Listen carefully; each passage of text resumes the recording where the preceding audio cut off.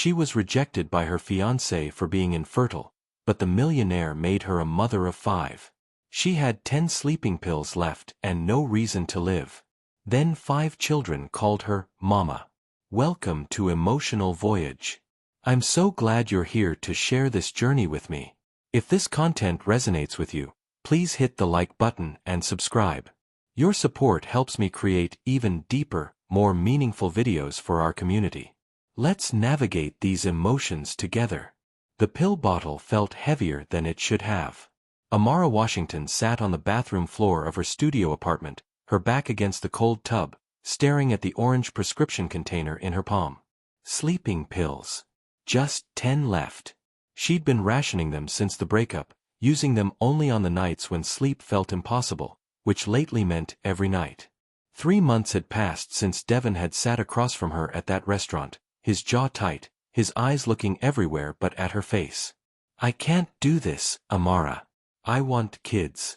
My own kids. Biological kids. You know that's important to my family. She'd known. God, she'd known. She'd told him about the cancer when they first started getting serious 6 years ago, about how the aggressive treatment at 16 had saved her life but destroyed her fertility. He'd said it didn't matter. He'd said adoption was beautiful. He'd said surrogacy was an option. He'd lied. The ring he'd slipped on her finger 2 years ago now sat in a jewelry box she couldn't bring herself to open. Her mother had called it yesterday, asking again if she was coming to Sunday dinner. Amara had made another excuse. She couldn't face the pity in Mama's eyes, couldn't handle the way her 2 older sisters would exchange those looks, the ones that said they were grateful it wasn't them. Her phone buzzed. A text from her boss at the Savannah Children's Museum where she worked as an education coordinator. Need you for the field trip tomorrow. Brookstone Academy. 9 a.m. You're the only one the difficult kids actually listen to. Amara almost laughed. Difficult kids. She'd built her whole career around connecting with children who needed extra patience, extra understanding. Kids with ADHD, autism, anxiety. Kids who'd been through trauma. She understood them because she'd been one of them, the girl who'd lost her hair at 16, who'd spent a year in and out of hospitals, who'd come back to school different. She understood what it felt like to have your body betray you. The pill bottle rattled as she set it on the sink. Not tonight. She needed to be sharp tomorrow. Professional.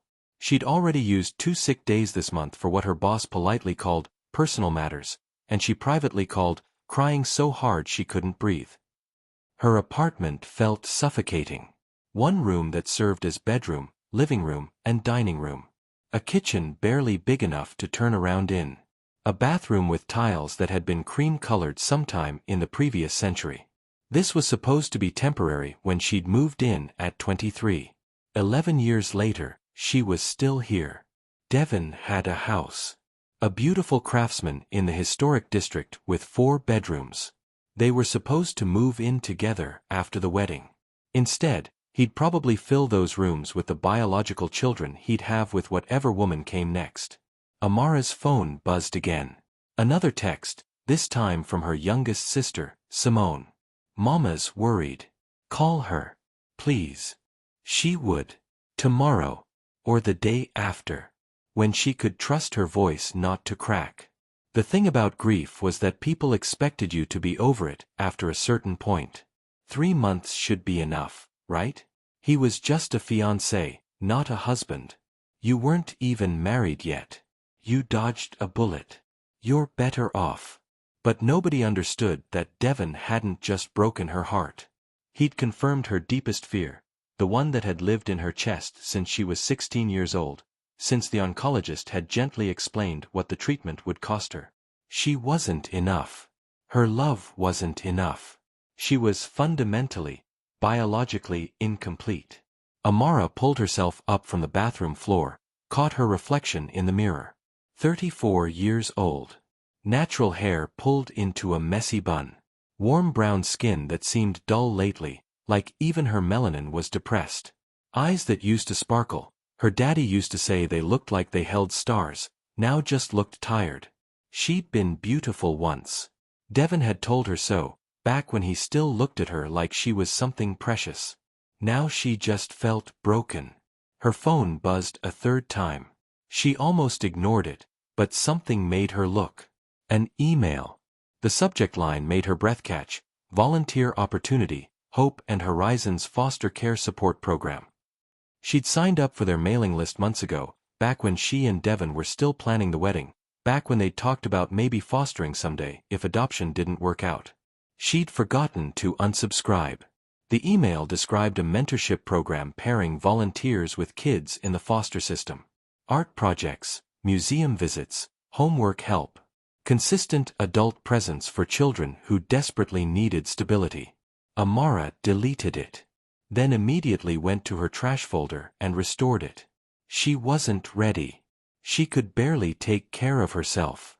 What did she have to offer a child who'd already been through so much?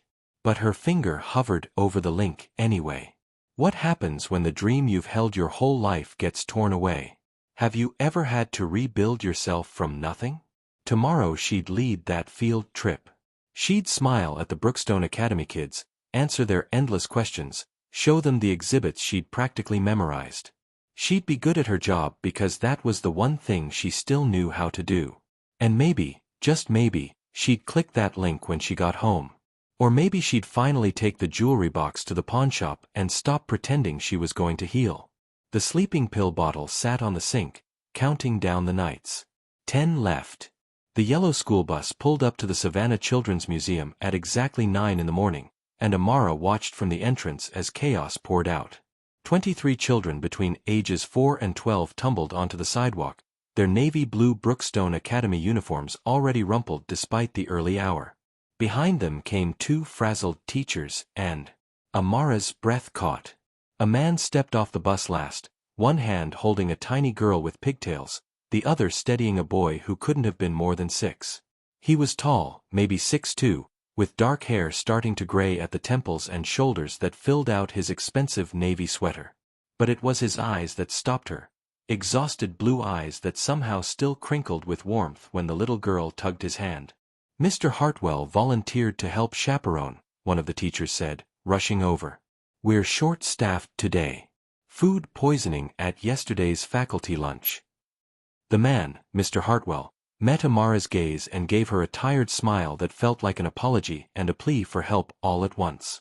Julian, he said, extending his free hand. And before you ask, yes, all 5 of them are mine.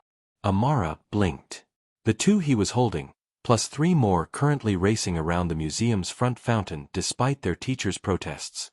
All with the same dark hair, the same blue eyes, the same expensive clothes that still somehow looked lived in. 5, she repeated. Trust me, I'm as surprised as you are every morning. His voice carried the rasp of someone who didn't sleep enough. The teachers said you're the expert on handling difficult kids. Mine have been classified as a handful by every educational professional in Savannah, so I figured I'd stick close to you today. The little girl in pigtails looked up at Amara with serious eyes.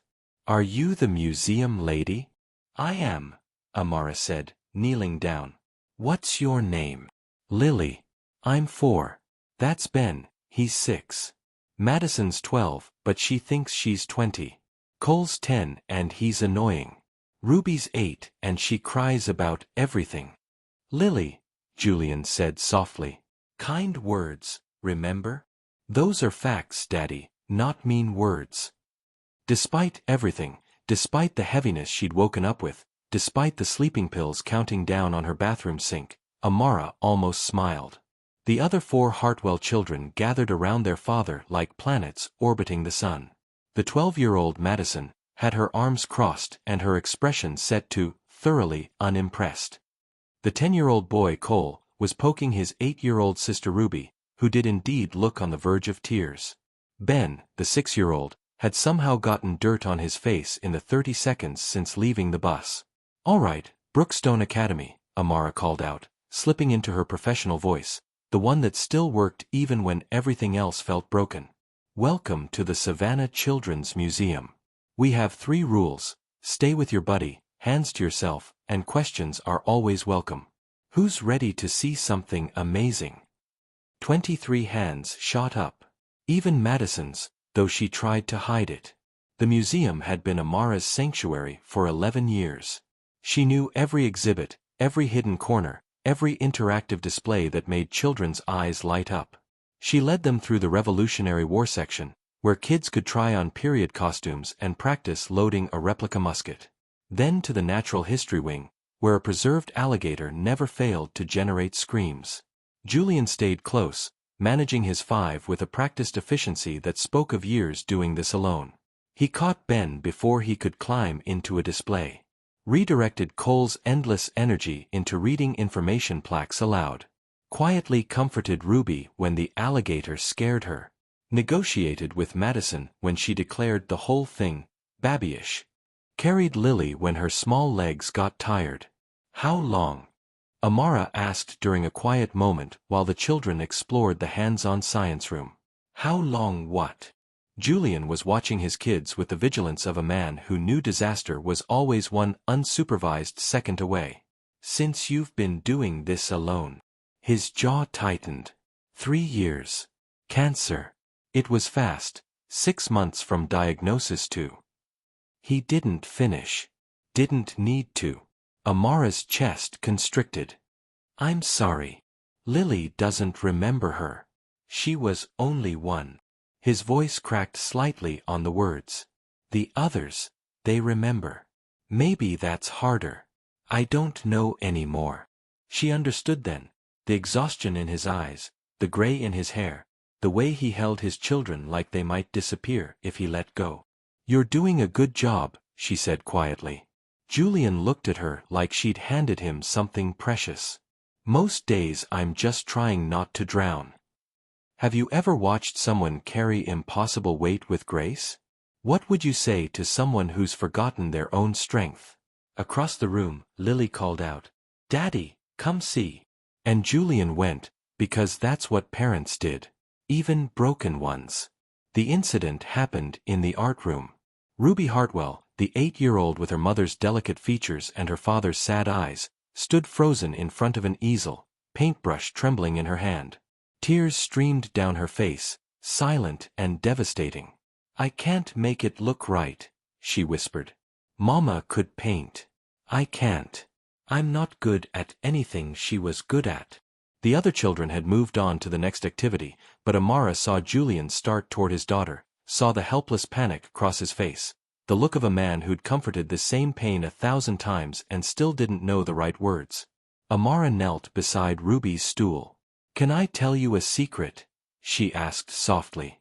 When I was 16, I lost all my hair. Cancer. And my daddy used to braid my hair every Sunday morning before church. He'd died a few years before I got sick, but losing my hair felt like losing him all over again. Like I'd lost the last piece of him I was carrying. Ruby's tears slowed. She looked at Amara with startled eyes. You had cancer? I did. It was scary and hard, and it took something from me I can never get back. Amara picked up a paintbrush, dipped it in blue. But here's what I learned. You don't honor people by being exactly like them. You honor them by being exactly yourself. Your mama didn't paint because she wanted you to paint. She painted because it made her happy. What makes you happy? Ruby was quiet for a long moment. Reading. And math. And organizing things. Then that's your gift. That's what makes you special. Your mama would be proud of exactly who you are, not who you think you should be. The little girl's face crumpled, but this time when she cried, Julian wrapped her in his arms and it felt different. Less like drowning, more like release. Over Ruby's head, Julian mouthed 2 words to Amara, thank you. When the field trip ended 2 hours later, the Brookstone Academy bus loaded up its exhausted, happy students. The Hartwell children climbed aboard one by one, each stopping to hug their father like they were going to war instead of back to school. Julian lingered on the museum steps. What you said to Ruby, he started, then stopped. Ran a hand through his hair. About the cancer. About loss. That helped her more than 3 years of expensive therapy. Sometimes kids just need to know they're not alone in the hard things, Amara said. Adults too. He pulled out his phone, hesitated. This is probably inappropriate. You're working, I'm a parent from a school group, but, would you maybe want to get coffee sometime? Just to talk. I don't have many people who understand what it's like to keep going when part of you is missing. Amara should have said no. She was barely functional. She was broken. She had nothing to offer. But something in Julian's exhausted hope made her think of the email sitting in her trash folder, the one about the foster care mentorship program. Made her think about how good it had felt to help Ruby, to connect with these 5 chaotic children who wore their grief and resilience like mismatched clothes. Made her think that maybe broken people could still matter to each other. Coffee would be nice, she heard herself say. Julian's smile transformed his whole face. Yeah. I should warn you, I'm boring. My entire conversation repertoire is child development stages, grocery shopping strategies, and why I haven't slept through the night since 2012. I'll match your boring and raise you existential dread and a cancelled wedding. The words slipped out before she could stop them. Julian's expression shifted, not pity, but recognition. Recently. 3 months ago. He wanted biological kids. She waited for the awkwardness, the quick subject change, the regret that he'd asked her to coffee. Instead, Julian said quietly, then he was an idiot. The best thing about being a parent isn't the biology. It's showing up. Every day. Even when you're so tired you forget your own name. Even when you mess up. Even when you're terrified you're doing everything wrong. That's what matters. That's what makes you a parent. Something cracked open in Amara's chest. Saturday. Julian offered. There's a cafe on Broughton Street. The common thread. 10 in the morning. My oldest can watch the younger ones for an hour before she stages a coup. Saturday, Amara agreed. She watched him jog to the bus, watched him wave through the window at his 5 children, watched the vehicle pull away carrying a family held together by one man's stubborn love. Then she pulled out her phone and opened that email. The foster care mentorship program. Her finger hovered over the application link. When was the last time you said yes to something that terrified you? What if the life you're meant for is waiting on the other side of fear? She clicked it. Maybe broken people could still build beautiful things. Maybe she'd been wrong about what she had to offer. Maybe, just maybe, this was the beginning of something that would save her. Saturday morning arrived with rain. Amara changed her outfit 3 times before settling on jeans and a rust-colored sweater that her sister Simone had given her last Christmas. She'd called her mama the night before. Finally. And endured 20 minutes of gentle concern disguised as questions about whether she was eating enough. I'm fine, Mama, she'd said, which was still a lie but felt less like one than it had a week ago. Now she sat in the Common Thread Cafe, watching rain streak down the windows, wondering if Julian would show up. Wondering if he'd had second thoughts. Wondering why her heart was beating so fast over coffee with a virtual stranger. He arrived at 10:03, soaked from the sprint from his car, his hair dripping onto the shoulders of his jacket. I'm so sorry, he said, sliding into the chair across from her. Ben couldn't find his lucky socks, which apparently are the only socks in the entire house that don't feel wrong. And then Madison decided this was the perfect morning to have an existential crisis about whether middle school actually matters in the grand scheme of the universe. He paused, breathless. Hi. Hi, Amara said, and felt herself smile for the first time in days. They ordered coffee, black for him, vanilla latte for her, and for a few minutes just sat in comfortable silence, watching the rain. Can I ask you something? Julian finally said. And you can tell me it's none of my business. Okay. The cancer. When you told Ruby about losing your hair, you said it took something you can never get back. Did you mean? I'm infertile, Amara said simply. The treatment saved my life but destroyed my fertility. I was 16. Didn't really understand what that meant until years later. Julian absorbed this, his blue eyes thoughtful. And your fiancé left because of that? Not just left. He'd known for 6 years. We'd talked about adoption, surrogacy, fostering. But when it came down to it, he wanted his own biological children. His family wanted that. His legacy, or whatever. She stirred her latte, watching the foam swirl. The worst part is I understand. I do. I just wish he'd figured it out before putting a ring on my finger. I don't understand, Julian said quietly. I don't understand how anyone could look at you, how you were with Ruby, with all my kids, and think you weren't meant to be someone's mother. The words hit her like a physical thing. She had to look away, blinking hard. Your turn, she managed. Tell me about your wife. Julian's hand tightened around his coffee cup. Caroline. We met in college. She was an artist, a painter. That's why Ruby's so torn up about not having that talent. Caroline was light. You know those people who just make everything better by being in the room? That was her. His voice roughened. Ovarian cancer. Stage 4 by the time they found it. She fought for 6 months. Made me promise I wouldn't fall apart, that I'd keep the kids' lives as normal as possible. I've been failing at that promise for 3 years. You're not failing, Amara said firmly. Julian, you have 5 children who clearly adore you.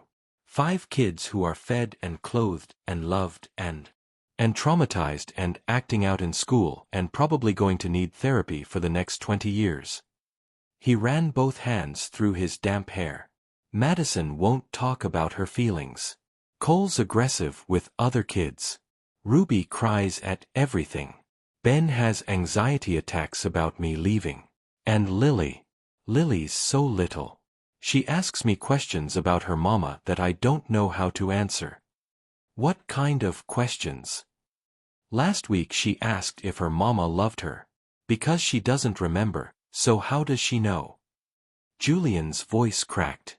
How do I tell my 4-year-old that yes, her mother loved her so much she spent her last months recording videos and writing letters for every birthday until she turns 18, but also yes, it's completely unfair that she has to learn about her own mother through videos instead of hugs? Amara reached across the table and took his hand.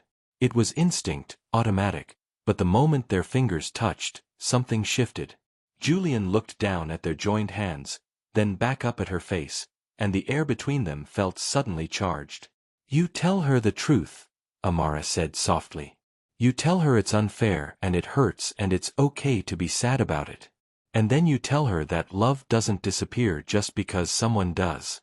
That her mama's love is in every choice you make, every story you tell, every time you show up for them even when you're exhausted. Is that what your dad did? Before he died. He did. And when he was gone, my mama did. And when I got sick and thought I was going to die too, they both showed me that the worst things don't actually break you. They just reshape you into someone different. Someone stronger, maybe. Or just someone who understands that life is precious and unfair and beautiful all at once. Julian's thumb traced circles on her palm. She didn't pull away. I haven't been on a date since Caroline died, he said. This is a date? I don't know. Is it? Amara considered. The rain, the coffee, the way her heart felt lighter than it had in months. The way Julian looked at her like she was something more than broken. Yes, she decided. It's a date. His smile was slow and genuine and made him look years younger. Then I should probably tell you that I'm catastrophically wealthy, which sounds like bragging but is actually a warning. My grandfather invented some medical device in the 70s and I inherited everything when my parents died in a car accident 8 years ago. I don't work, can't, with 5 kids who need me. And I'm telling you this because the money tends to make people weird. Weird how? They either want it or they resent it. Caroline married me before the inheritance, so I never had to wonder with her. But dating now. I need to know you're here for me, not my bank account. Amara laughed, actually laughed. Julian, I work at a children's museum and live in a studio apartment where the bathroom tiles are older than I am. Your money is the least interesting thing about you. The relief on his face was palpable. What's the most interesting thing? That you have 5 kids and you still showed up for coffee with a stranger. That you're drowning but you haven't given up. That you. She hesitated, then pushed forward. That you make me feel like maybe I'm not as broken as I thought. You're not broken, Julian said fiercely. You're a survivor. There's a difference. Have you ever had someone see the real you and choose to stay anyway? What does it mean when a stranger understands you better than people who've known you for years? Outside, the rain was slowing. Inside, something was beginning. Something fragile and terrifying and precious. Something that felt like hope. The coffee date stretched into lunch. Then into a walk through Forsyth Park under a shared umbrella, their shoulders touching, their conversation flowing like they'd known each other for years instead of days. Julian talked about his kids. Really talked, not just the surface struggles but the tiny victories. How Madison had smiled at breakfast yesterday. How Cole had apologized to another student without being prompted. How Ruby had organized her entire bookshelf by color and cried happy tears at the result. Amara talked about the museum, about the foster care mentorship application she'd submitted, about her family. About how her sisters had perfect lives with perfect husbands and biological children, and how Sunday dinners felt like sitting in a room full of everything she'd never have. Come to dinner tomorrow, Julian said suddenly. They'd stopped under a massive oak tree, Spanish moss dripping around them like a curtain. At my house. Meet the kids properly. I mean, you've already met them, but not as someone who matters to me. I matter to you? Amara's heart hammered. We've known each other for a week. Doesn't change the fact that you matter. His blue eyes were serious. You're the first person in 3 years who's made me feel like I'm not completely losing my mind. Who's made me feel like maybe I could be something other than just a grieving single father. What would you be? Someone who gets to have coffee dates. Someone who laughs. Someone who... He stepped closer, and Amara forgot how to breathe. Someone who wants to kiss you right now if that's okay. She nodded, unable to speak. Julian's kiss was gentle, tentative, like he was afraid she might break. His hand cupped her cheek, his thumb brushing away a tear she hadn't realized had fallen. When they pulled apart, Amara felt fundamentally changed. Tomorrow, she whispered. I'll come to dinner. His smile could have powered the whole city. Sunday evening, Amara stood on the porch of Julian's house in the historic district, not a house, a mansion, and tried to calm her racing heart. Through the front windows, she could see chaos. Children running. Someone crying. Julian's tall frame moving through the noise with practiced ease. She rang the doorbell. The door flew open. All 5 Hartwell children stood there, arranged by height, staring at her with expressions ranging from suspicious to hopeful. You're the museum lady, Lily announced. And Daddy's girlfriend, Cole added with a smirk. We don't know that, Madison said sharply, but her eyes were watchful, protective. Ruby stepped forward, holding a piece of paper. I made you a list of things you should know about our family. Number 1, we're a lot. Number 2, Daddy burns dinner sometimes. Number 3, if you're going to date him, you can't leave. We can't do that again. The paper trembled in her small hands. Amara knelt down, eye level with all 5 of them. I made my own list, she said softly. Number 1, I think you're all pretty amazing. Number 2, I'm not very good at cooking either, so we'll figure it out together. Number 3, I'm not going anywhere unless you want me to go. Deal. Ruby studied her for a long moment, then nodded. She can stay, Daddy, she called over her shoulder. Julian appeared in the doorway, flower in his hair, looking harassed and happy and so achingly handsome that Amara's breath caught. Thank God, he said. Because I definitely burned dinner and I need someone on my side when they stage the inevitable revolt. Dinner was chaotic and perfect. Burnt chicken, overcooked vegetables, but laughter that filled every corner of the enormous dining room. The children tested her, Cole with inappropriate questions, Madison with cool silence, Ben with sudden shyness. Ruby watched everything with serious eyes. Lily claimed Amara's lap halfway through the meal and didn't move. After dinner, while Julian wrestled the younger three into baths, Madison cornered Amara in the kitchen. "My mom died in this house," the 12-year-old said abruptly. "In the bedroom upstairs. Daddy hasn't changed anything. Her clothes are still in the closet. Her paintings are still on the walls. If you're serious about him, you need to know, we come with ghosts." Amara met her gaze steadily. "So do I," she said. "And that's okay. Ghosts just mean we loved people. That we survived losing them. That takes courage." Something shifted in Madison's expression. Not acceptance, not yet. But maybe the beginning of it. When Amara left that night, Julian walked her to her car, caught her hand. "They liked you," he said. "Madison tolerated me. There's a difference." For Madison, toleration is the same as love. He kissed her softly. "Thank you for coming. For staying. For not running when you saw how messy we are."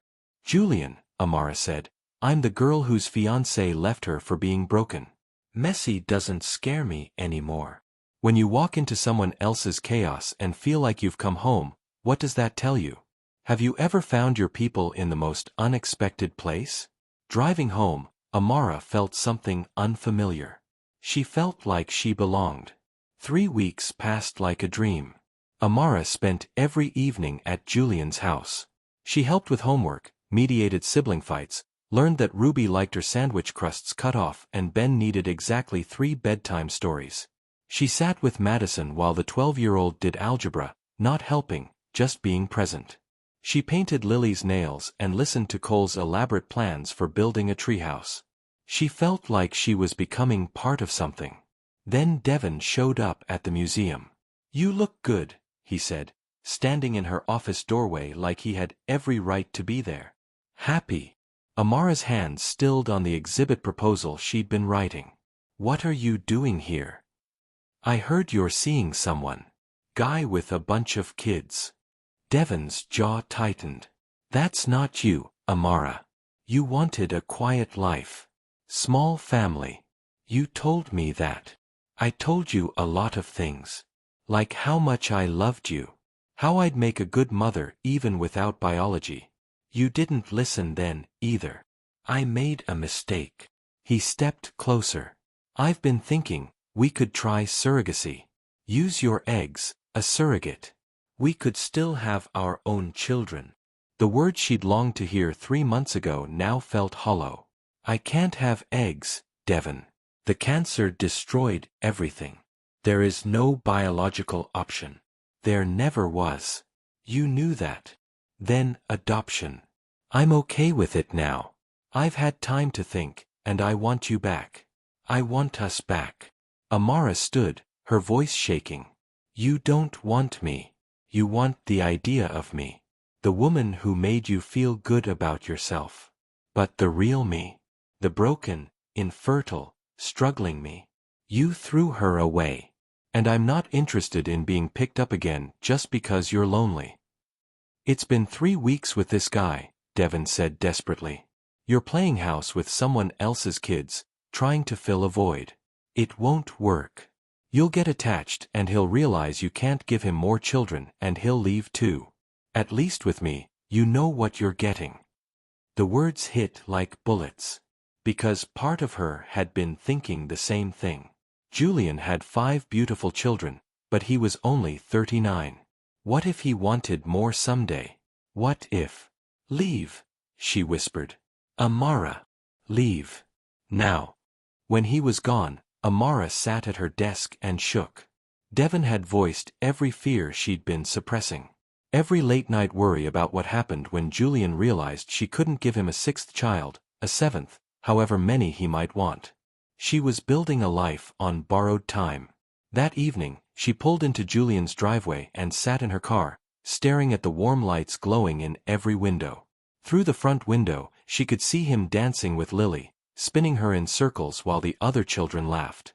A perfect family that wasn't hers. Would never really be hers. Her phone buzzed. A text from Julian. You coming in? Kids are asking for you.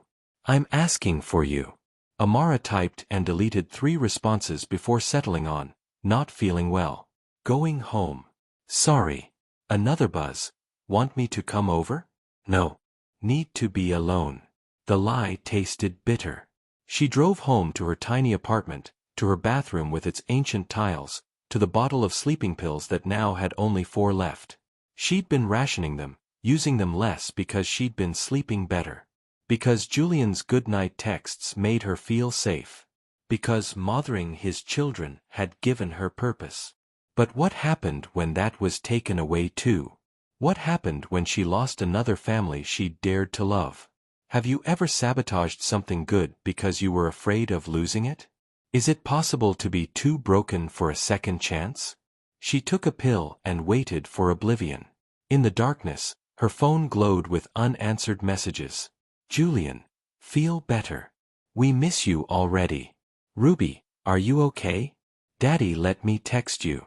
Madison, don't disappear. Please. But Amara had already started disappearing. It was what she did best. Amara stopped answering calls. For 3 days, she went to work, came home, and sat in the dark. She told herself she was protecting Julian's children from inevitable heartbreak. Told herself she was being realistic. Told herself this was mercy. The texts kept coming. Julian, talk to me, please. Whatever's wrong, we can figure it out. Julian, the kids keep asking where you are. Lily cried at dinner. Julian, I'm worried about you. On the 4th day, he showed up at the museum. Amara was leading a tour group when she saw him standing by the Revolutionary War exhibit, arms crossed, jaw set. The moment her tour ended, he was there. My office, she said quietly, aware of her co-workers watching. Inside, Julian closed the door and leaned against it. He looked exhausted, hair uncombed, dark circles under his eyes, wearing the same shirt she'd seen him in 2 days ago. What happened? He asked. 3 weeks of perfect and then you just vanish? Did I do something? Did the kids? My ex came to see me, Amara said. The words felt like glass in her throat. Devin. He said I'm playing house with someone else's family. That I'm trying to fill a void with your children. That eventually you'll want more kids and realize I can't give them to you and leave just like he did. Julian stared at her. And you believed him? I don't know what I believe anymore. She wrapped her arms around herself. Julian, you're 39. You have 5 kids, but what about in 5 years? 10. What if you meet someone who can give you more? What if? Stop.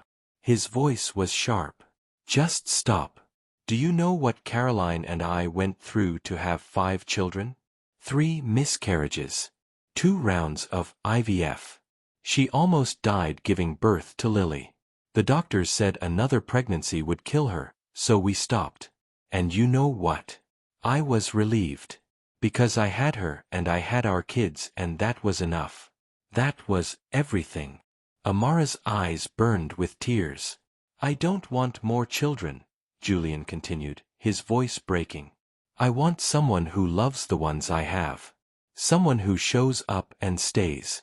Someone who sees my chaotic, broken family and thinks it's beautiful anyway. I thought that was you. I'm terrified, she whispered. Of losing this. Of getting attached to those kids and then having it ripped away.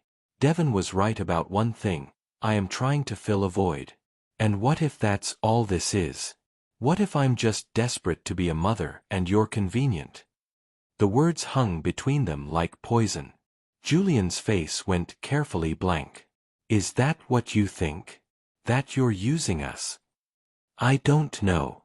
I don't know anything anymore except that I'm broken and tired and scared. Then be broken and tired and scared with us, Julian said desperately. Amara, you think you're the only one terrified here? I'm letting someone into my children's lives for the first time since their mother died. Do you know how scary that is? Madison barely survived losing Caroline. If you leave now, it'll destroy her. It'll destroy all of them. So I should stay out of obligation? You should stay because you love us. His voice cracked. Do you love us?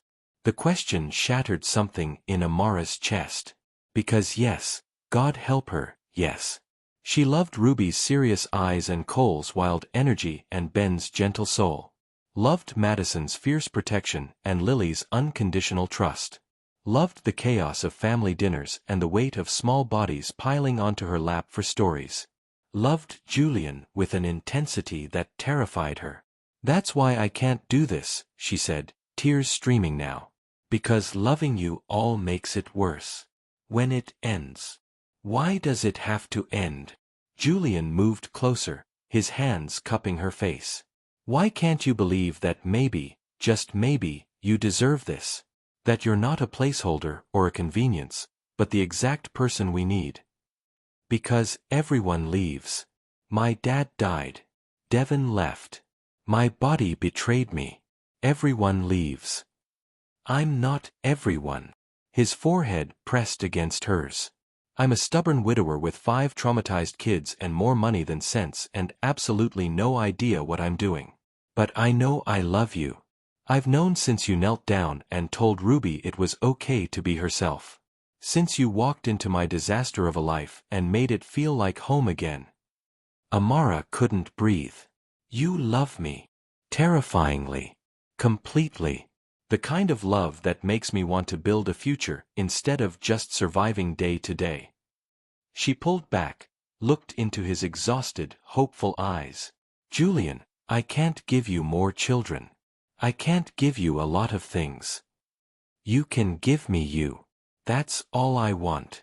That's all I've ever wanted.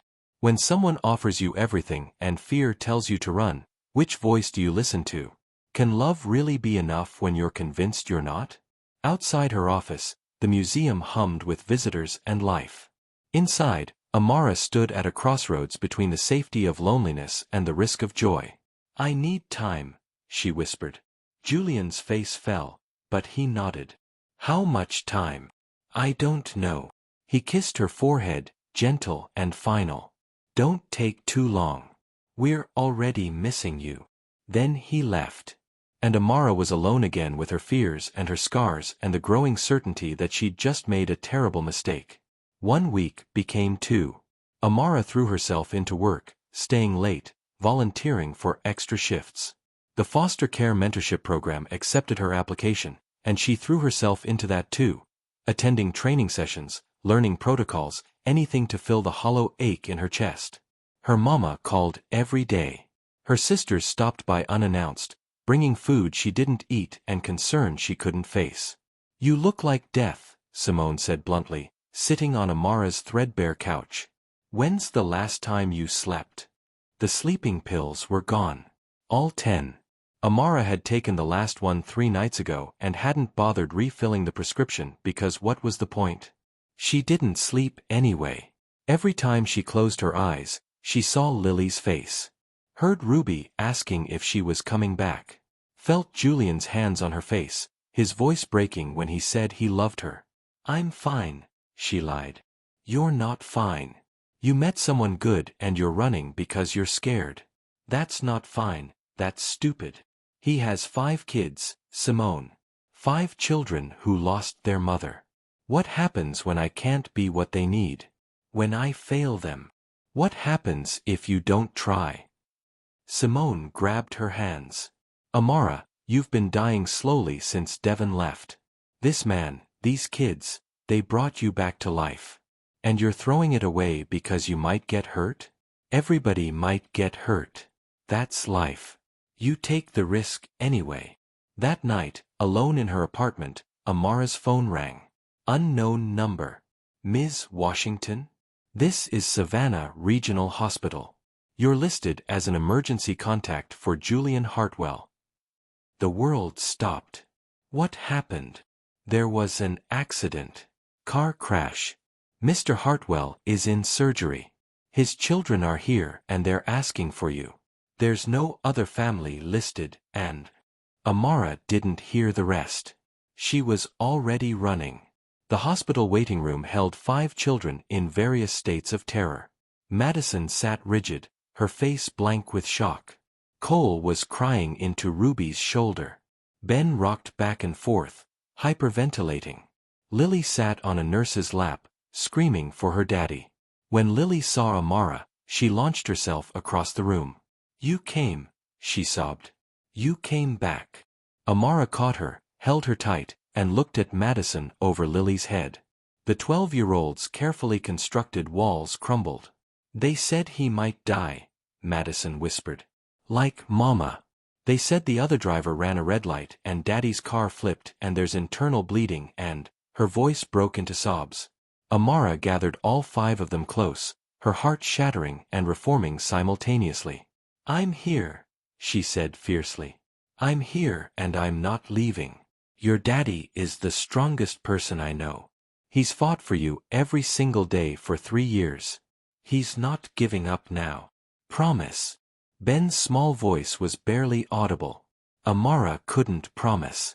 Didn't have the right. But looking at their faces, these 5 children she'd fallen in love with despite every instinct to protect herself, she knew the truth. She was already their mother. Had been from the moment Ruby handed her that list of family rules. From the moment Lily claimed her lap at dinner. From the moment Madison tested her in that kitchen and found her worthy. Biology didn't make family. Love did. Showing up did. And she was done running. "I promise I'll be here," she said. "No matter what happens. You're not alone. You're never going to be alone again." Cole grabbed her hand. Ruby pressed against her side. Ben buried his face in her shoulder. Madison stood close, her fingers clutching Amara's sleeve like an anchor. And Lily, tiny Lily who didn't remember her mother, looked up with absolute trust. "You're our mama now," she said simply. The words broke something open in Amara's chest. Something that had been locked tight since she was 16, since the doctor had told her she'd never carry a child, since Devon had confirmed her deepest fear that she wasn't enough. These children didn't care about biology. They cared about presence. About love. About someone who chose to stay when staying was hard. "Yes," Amara whispered, tears streaming down her face. "Yes, I'm your mama now." When does a mother become a mother? Is it in the biology or in the choice to love anyway? What would you risk for a family that chose you? A surgeon appeared in the doorway, still in scrubs. And Amara held 5 children close, waiting to learn if their world would shatter again. Or if maybe, somehow, they'd all get their miracle. The surgeon's face was unreadable. "The surgery went well," she said, and Amara felt 5 children exhale simultaneously. But there were complications. Severe internal bleeding, fractured ribs, punctured lung. "We've stabilized him, but the next 24 hours are critical. He's not out of the woods yet. Can we see him?" Madison's voice shook. "Not yet. He's in ICU. Immediate family only, and he's sedated. Maybe tomorrow if—" "I'm his fiancé," Amara said suddenly. The lie came easily because it didn't feel like a lie. "These are our children. We need to see him." The surgeon looked at the 5 terrified faces, then back at Amara. 5 minutes. 2 at a time. "He won't know you're there, but—" She softened slightly. "Sometimes they know." Madison and Amara went first. Julian looked broken. Tubes and wires and machines breathing for him. His face was bruised, swollen. One arm in a cast. Bandages everywhere. Madison stopped in the doorway, frozen. "I can't," she whispered. "I can't do this again. I can't watch someone die in a hospital bed. I can't." Amara pulled her close. "He's not dying. Look at the monitors. His heart is beating. He's fighting. Mama fought too. She still died." The word, Mama, nearly brought Amara to her knees. "Your mama was sick for months," Amara said gently. Your daddy was hurt in an accident. It's different. And he's got 5 reasons to keep fighting standing right here. They approached the bed together. Madison took her father's hand carefully, avoiding the 4. Daddy, she whispered. I'm sorry I said middle school doesn't matter. I'm sorry I've been so angry all the time. I'm sorry I didn't tell you I love you this morning. Please wake up. Please. Amara touched Julian's other hand, the one without the cast. His skin was warm. Alive. The kids need you, she said softly. I need you. You told me you loved me and I was too scared to say it back. I'm not scared anymore, Julian. I love you. I love your chaos and your burnt dinners and your terrible dad jokes. I love how you show up every single day, even when you're exhausted. I love who I am when I'm with you and the kids. So you have to wake up. You have to come back to us. The machines beeped steadily. Julian didn't move. They brought the other children in pairs. Ruby cried silently, holding his hand. Cole tried to be brave and failed. Ben was too scared to touch him. Lily kissed his cheek and whispered, "Night-night, Daddy. See you morning time." Then they were back in the waiting room. Hours stretched. Amara called her mama, who arrived with Simone and enough food to feed an army. Her sisters came too, taking shifts entertaining the younger kids, bringing coffee, being the family Amara had been avoiding. These your babies? Mama asked, watching Ruby organize magazines by color while Lily slept in Amara's lap. Yes, Amara said. They're mine. Mama squeezed her shoulder. Then we'll get through this. Family always does. Midnight came. Then 2 in the morning. The children slept in chairs, on couches, curled against Amara like puppies seeking warmth. She stayed awake, one hand stroking Lily's hair, the other holding Madison's hand across the armrest. At 4 in the morning, a nurse appeared. His vitals are improving, she said. Blood pressure stabilizing. Oxygen levels good. The doctor thinks he'll wake up soon. Soon like hours or soon like days? Madison asked. Could be either. But it's a good sign. At 6 in the morning, as dawn broke over Savannah, Amara's phone buzzed. A text from an unknown number. This is Julian's phone. I'm awake. Kid's okay. Where are you? Amara's hands shook so badly she almost dropped the phone. She typed, "We're all here. Every single one of us. We're not going anywhere." 3 dots appeared. Disappeared. Appeared again. I love you. I love you too. Always have. I was just too broken to believe I deserved it. You deserve everything. Come see me.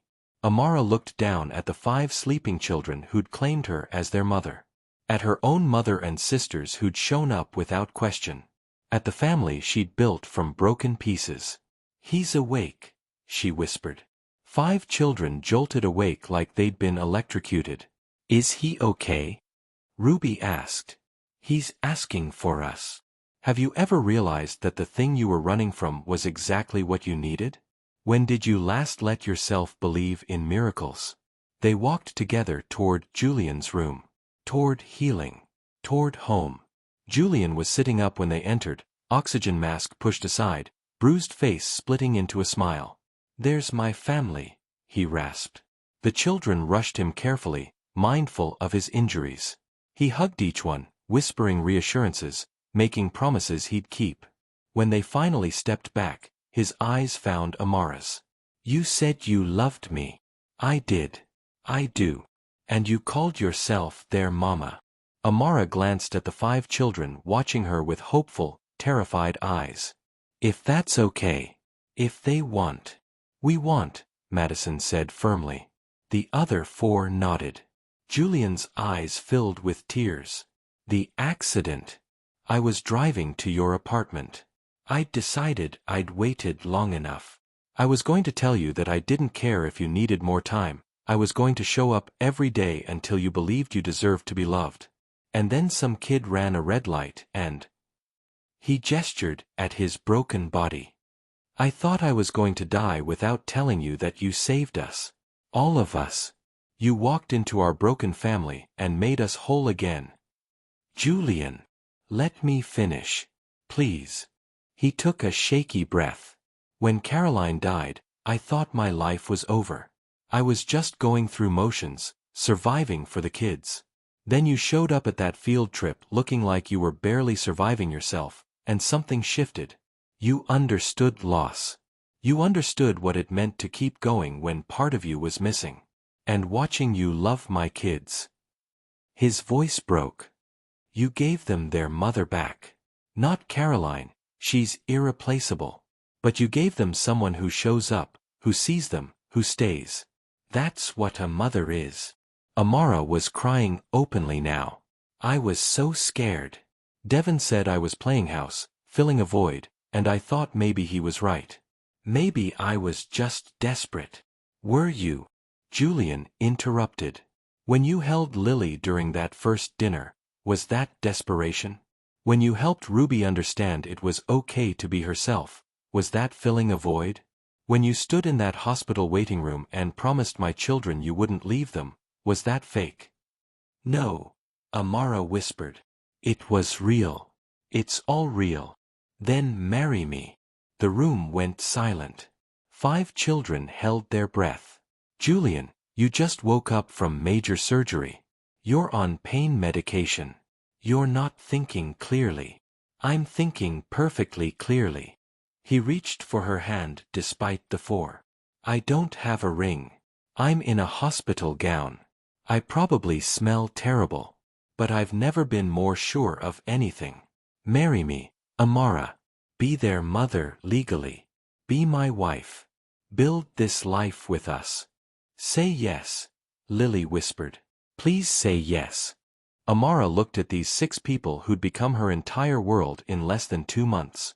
This broken, beautiful family that needed her as much as she needed them. Yes, she said. Yes to all of it. The children erupted in cheers.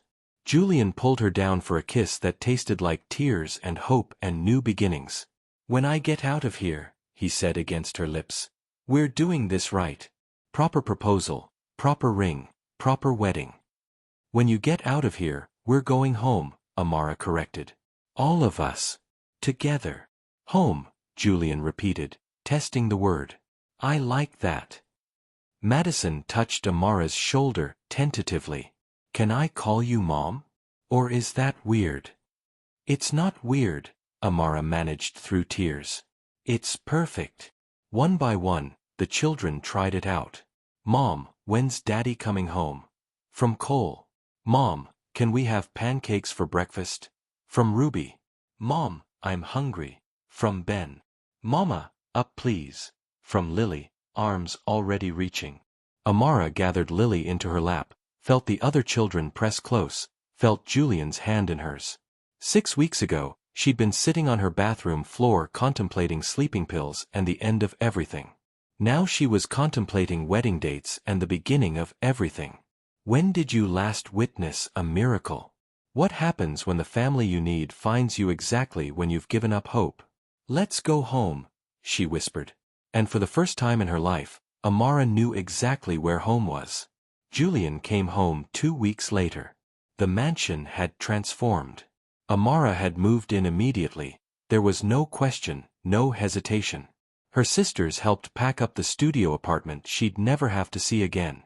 Mama brought casseroles and wisdom and helped Amara navigate the chaos of suddenly mothering 5 children. You're doing good, baby, Mama said, watching Amara braid Ruby's hair one morning. Real good. The children had questions. So many questions. Do we call you Mom or Amara? Cole asked over breakfast. Whatever feels right to you, Amara said. Mom feels right, he decided. The others agreed. Madison was harder. She still said Amara sometimes, testing the boundaries, making sure it was okay to have 2 mothers, one in memory, one in present. Amara never pushed. She just showed up, every single day, exactly like Julian had said. The day Julian came home, the house erupted. He was in a wheelchair temporarily, ribs still healing, lungs still recovering. But he was alive and smiling and home. "Welcome back, Daddy."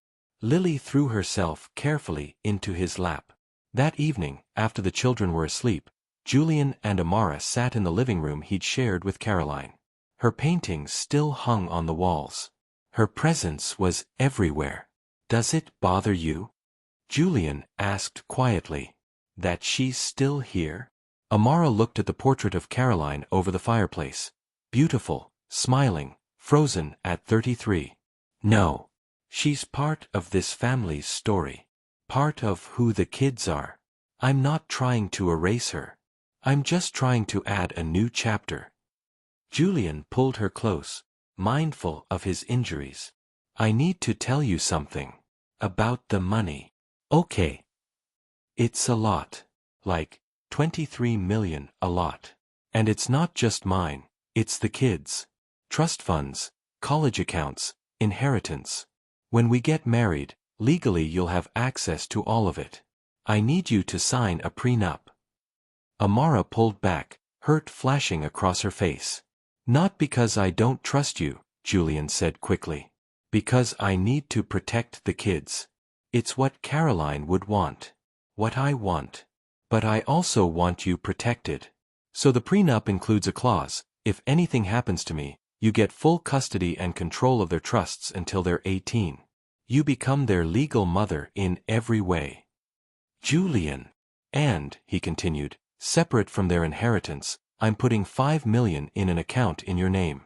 Whether we stay married 50 years or something goes wrong, that money is yours. Security. Freedom. A safety net so you never have to depend on anyone again." Tears slid down Amara's face. "I don't need your money. I know. That's why I'm giving it to you." He wiped her tears with his thumb. "You gave up your whole life to step into ours. I'm making sure you're protected. That you're valued. That you never have to be afraid again." "I love you so much it terrifies me," she whispered. "Good. I'd be worried if you weren't a little terrified." "I'm terrified too." He kissed her softly. "Now, about this wedding. Madison wants to plan it. Ruby wants to make spreadsheets. Cole wants to be in charge of music. Ben wants to carry the rings but he's afraid he'll drop them. And Lily insists on being the flower girl and wearing a dress as big as a house." Amara laughed through her tears. "What do you want?" "You. In a white dress. Saying yes again. Making this official." He reached into his pocket with his good hand and pulled out a velvet box. "I told you I'd do this right."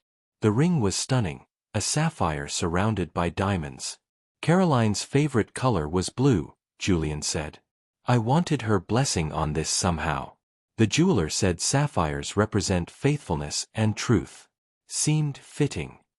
"It's perfect." "So that's a yes?" Again. "Julian Hartwell, I've said yes twice already. How many times do you need to hear it? Every day for the rest of our lives sounds good." He slipped the ring on her finger, and it fit like it had been made for her. Maybe it had. Maybe everything, the cancer, the heartbreak, the broken engagement, the sleeping pills, the field trip, had been leading her here. To this man. These children. This life. Upstairs, a door opened. Small footsteps on the stairs. "Mama." Lily's voice, frightened. "Bad dream." "I've got her," Amara said, standing. Julian caught her hand. "We've got her. We've got all of them.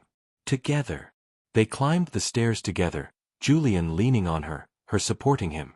Found Lily in the hallway, tears on her cheeks. "Come here, baby girl," Amara said, scooping her up. "Stay with me?" Lily asked. "Always," Amara promised. They tucked her back into bed, sat with her until she fell asleep, her small hand clutching Amara's. "This is it, isn't it?" Julian whispered in the darkness. "This is what I was supposed to survive for. Not just to raise them alone, but to find you. To give them a mother who chose them. And you gave me a family who chose me back. When broken pieces come together, Do they make something stronger than what was whole before? What does it mean to be chosen by the people you choose? Downstairs, wedding planning waited. But first, they sat in the quiet dark, two survivors who'd found each other, watching over a child who called them both home. The wedding took place 3 months later in Julian's backyard. Amara had wanted simple, but with 5 children involved, simple became beautifully chaotic. White chairs arranged under the oak trees, Spanish moss swaying in the autumn breeze. Flowers everywhere. Ruby had organized them by color with the precision of a military general. Cole's playlist mixed classical with hip-hop in ways that shouldn't work but somehow did. Madison stood beside Amara as maid of honor, wearing the soft blue dress they'd picked out together. "You look beautiful, Mom," she whispered, adjusting Amara's veil. "Mom." Not Amara. Not hesitation. Just Mom. Amara's sisters stood nearby, makeup running from happy tears. Mama sat in the front row, beaming with pride. The museum staff had come, friends from the foster care program, even some of the Brookstone Academy teachers who'd witnessed the beginning of this love story on that chaotic field trip. The music started. Lily went first, flower girl dress as big as a house just like she'd wanted, throwing petals with aggressive enthusiasm.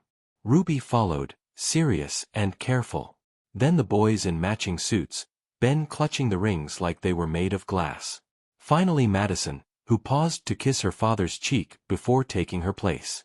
Then Amara walked down the aisle alone, no father to give her away because she was giving herself, freely, completely, joyfully.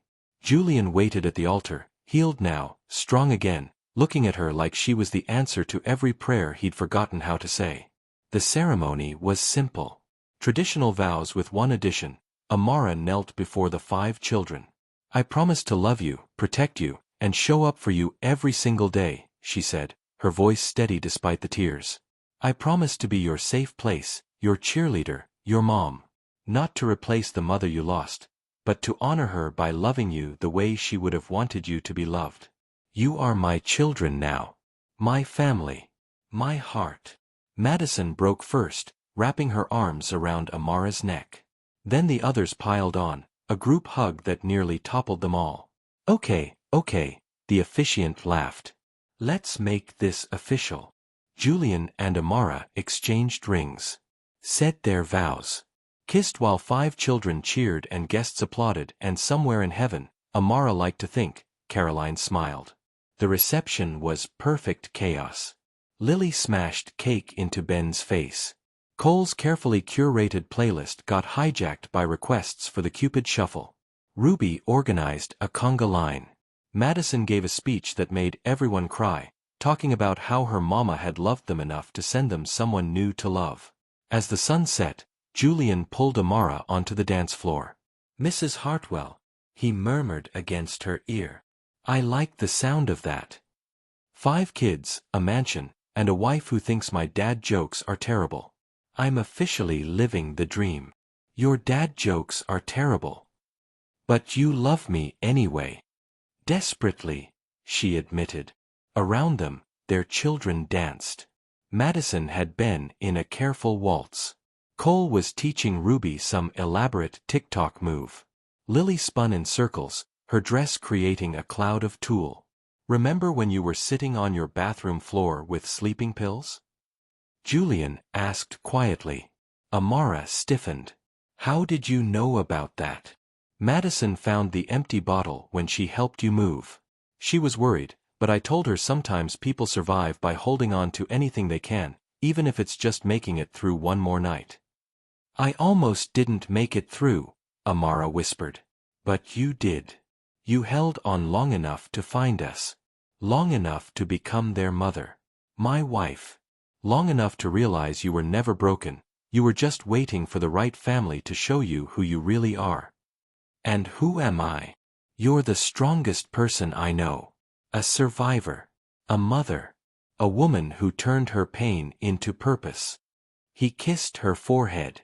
"You're loved, Amara. So completely loved." Mama appeared beside them, her eyes soft. "Your daddy would be so proud," she said. "You took all that hurt and turned it into this beautiful family." "I thought I couldn't be a mother," Amara said. Baby, motherhood was never about what your body could do. It was always about what your heart could hold. And your heart. It's big enough for all of this. As the evening deepened, Amara sat on the porch steps with her 5 children, watching fireflies dance. Are you happy, Mama? Lily asked, crawling into her lap. Amara looked at each of their faces. Madison, no longer guarded but open and trusting. Cole, grinning with mischief. Ruby, content and calm. Ben, secure and safe. Lily, radiating unconditional love. I'm more than happy, she said. I'm home. Julian joined them, sitting on the step above, his hand resting on Amara's shoulder. Their family. Their miracle. Their proof that broken things could be made beautiful. 6 months ago, Amara had been rejected for being infertile. Told she wasn't enough. Told she couldn't be a mother. Now she was a mother of 5. Now she was everything. What if the life you thought you lost was just making room for the life you were always meant to have? When did you last witness love transform everything? The fireflies glowed in the darkness. And Amara Hartwell held her family close, finally believing what Julian had been telling her all along. She was exactly enough. She always had been. Epilogue. 2 years later, Amara stood in the same backyard, watching her children play. Madison was 15 now, applying to colleges, talking about becoming a therapist. Cole had channeled his energy into soccer. Ruby ran a small organizing business from home. Ben's anxiety had quieted with time and love. Lily started 1st grade calling Amara, Mama, without hesitation. The foster care program had matched Amara with 3 children over the past 2 years. She mentored them at the museum, gave them stability, showed them what unconditional love looked like. Julian wrapped his arms around her from behind. Happy. Impossibly, she said. In her pocket, her phone buzzed. An email from a woman named Teresa. I was engaged to someone who left me because I can't have children. A friend sent me your story. Did you really go from almost giving up to becoming a mother of 5? Is there really hope for people like us? Amara smiled and typed back, there's always hope. Sometimes the family you're meant for finds you in the most unexpected way. Don't give up. Your children are out there waiting for you, they just might not look the way you expected. And that's okay. That's beautiful. That's enough. She sent it, then turned in Julian's arms and kissed him. Behind them, 5 children laughed. Above them, stars began to appear. And Amara Washington Hartwell, cancer survivor, museum educator, mother of 5, finally understood the truth. She had never been broken. She had just been becoming. The end. Thank you for listening to this journey of love, loss, and finding family in unexpected places. Share your own story of unexpected blessings in the comments below. Thank you so much for watching till the end. It truly means a lot to me. If this video touched your heart or resonated with you in any way, please show your support by hitting that like button and subscribing to Emotional Voyage. Your support helps us reach more souls on this journey. Until next time, take care of your heart.